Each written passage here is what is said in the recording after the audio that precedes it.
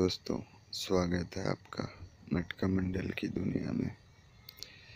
दोस्तों, ये 29/12/2020 का मटका मंडल सैंपल चार्ट है।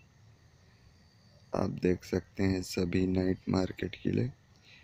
जिन भाइयों को स्ट्रॉन्ग सिंगल अंक जोड़ी पाना चाहिए वो इस व्हाट्सएप नंबर पर मुझसे कांटेक्ट कर सकते हैं।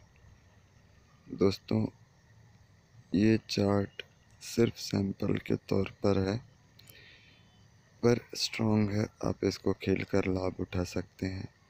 चैनल को लाइक, सब्सक्राइब और शेयर करें। धन्यवाद।